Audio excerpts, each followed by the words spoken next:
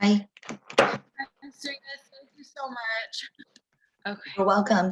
So you can just private chat me. Okay. It doesn't even look like anyone's waiting to get in at this point. So let's see. All right. Okay. I actually have access to share. So I'll just start the lesson. Okay. And then I would just.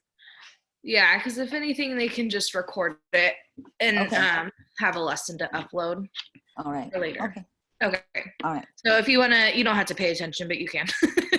I know. Just let me know if you need anything, okay? Okay. Thank you so much. Right. You're welcome.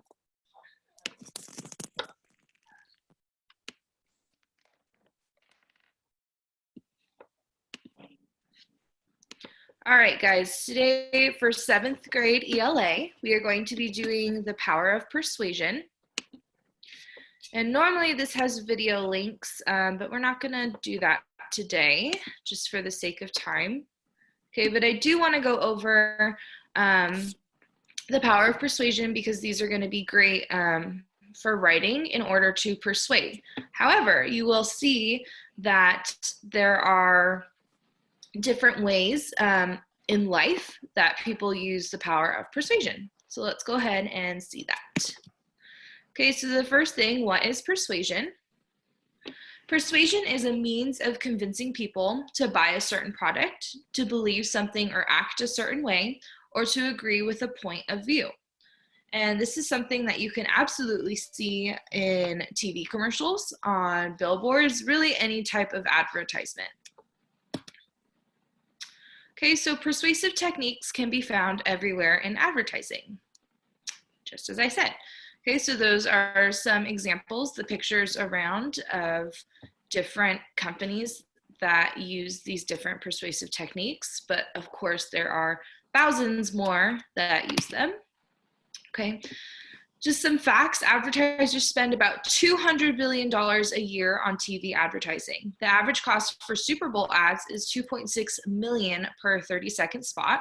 And the average American watches about 24,000 TV commercials a year. So this just shows you that advertising really pays, okay? Or people spend a lot of money in order to get other people to either buy their product or think what they're thinking, and so on. Okay, so these are some methods used for persuasion. Some of them might sound familiar. Again, if you are seeing this, please feel free to take notes. These are the most important parts right here.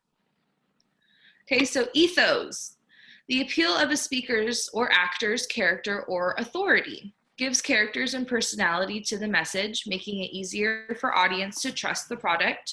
Often uses celebrities to display message. Okay, again, I'm not going to show videos just for the sake of time, but this is any commercial that you would see on TV that has any type of celebrity or actor endorsing a product, as well as a doctor. You see this a lot in especially dental commercials, like for Oral-B, it'll be like, 90% of dentists recommend this brand. Okay, that is using ethos. So that is trying to persuade somebody based on people that are famous or that have credibility in order to buy their product. Okay, next we have pathos or pathos. This is the most powerful tool in advertising. It appeals to audience emotion and creates emotion and intrigue in product. Okay, so this one, a famous one that comes to mind is anything having to do with an animal shelter and they're asking you for donations and they'll show you really sad images of animals that are locked in cages, or they'll have really sad music to kind of appeal to those emotions, right? So they'll make us really sad in order to give them money for those causes. Okay, so that's pathos.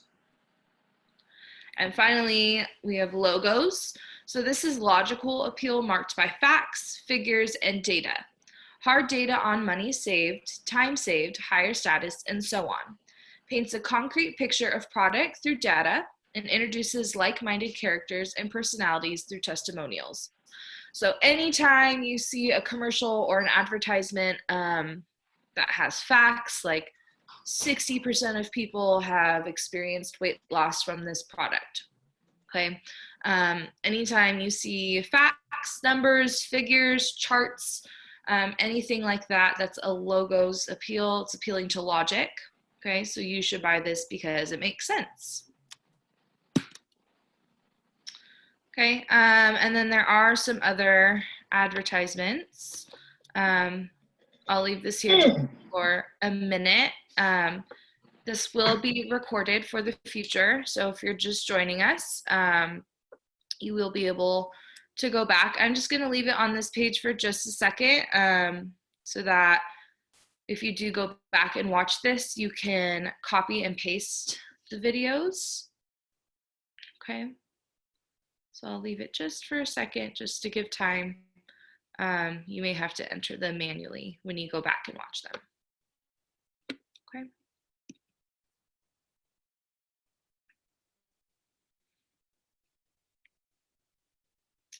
Same here.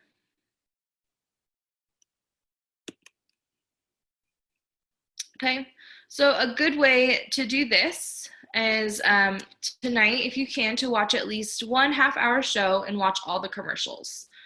Share with your family what you learned today and try to determine which persuasive methods are being used in at least 5 commercials. So write a brief summary of each commercial and which method is being used. Okay, so just as a review, let's go over that one more time. Okay.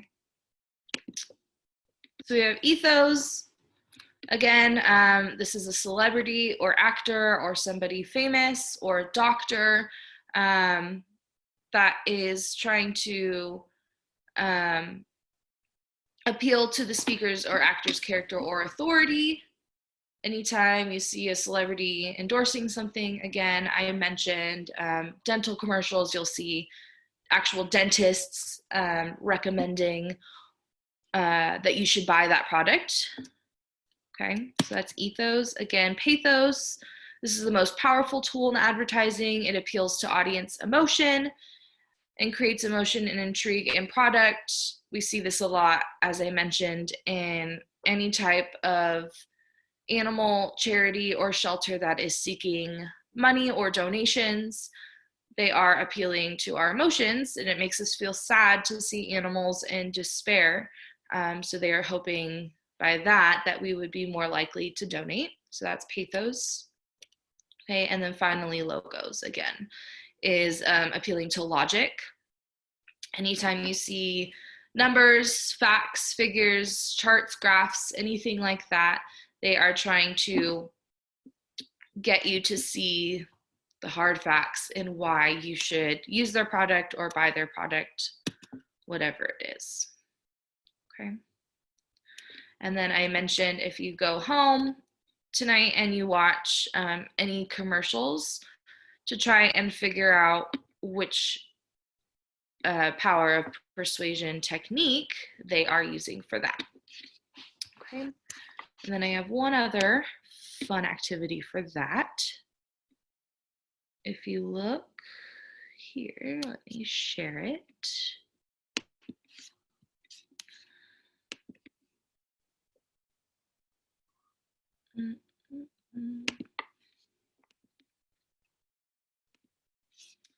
So this is a cool little handout. Okay, this is a sandwich graphic organizer. Okay, and if I scroll, you should see that it looks a little bit like a sandwich. So this would be something neat in terms of writing, because we can obviously write to persuade. Okay, so at the top we have a little olive, and that would be your topic. So anytime you're trying to persuade somebody, you should have some sort of topic. Some popular ones might be school uniforms. You know, should or should we not wear uniforms in school? Should school have homework? Should school be all year round? These are some good topics to write about in order to persuade. But again, anything you come up with, as long as you're trying to persuade somebody to think one way or the other, that's a great topic.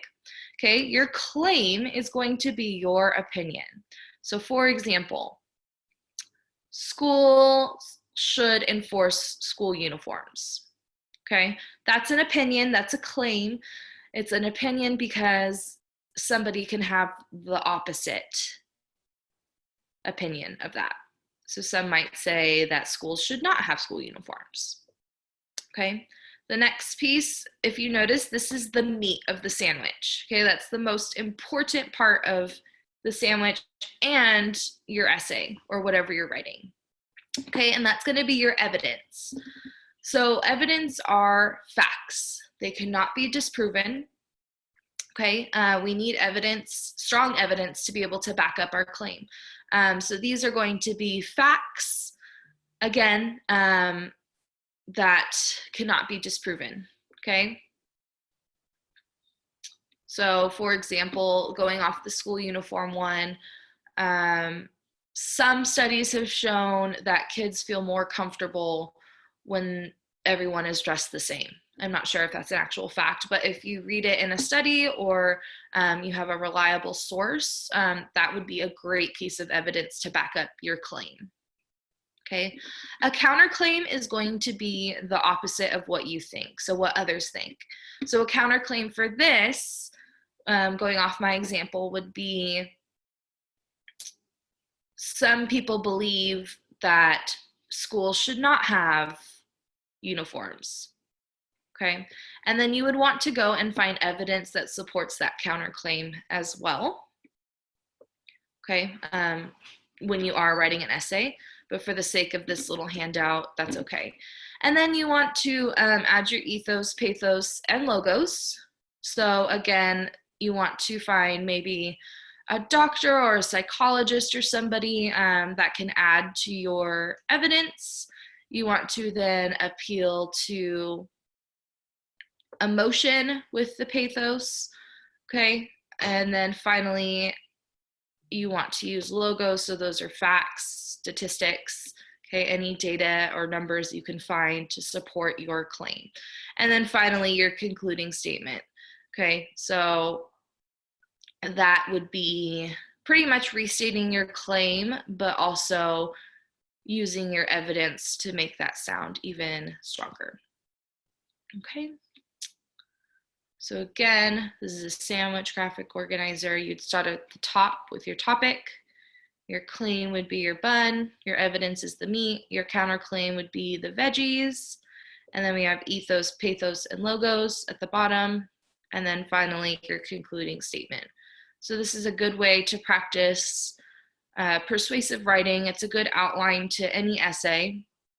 Again, normally you would write a 5-paragraph essay, but in order to get a good outline, this would be a perfect way to do that. Okay. All right. So that has been ethos, logos, and pathos.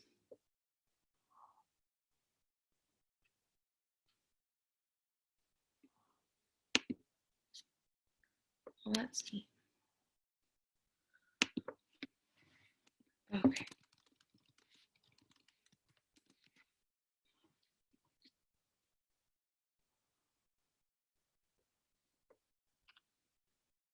Thank you, Serena, if you're still there.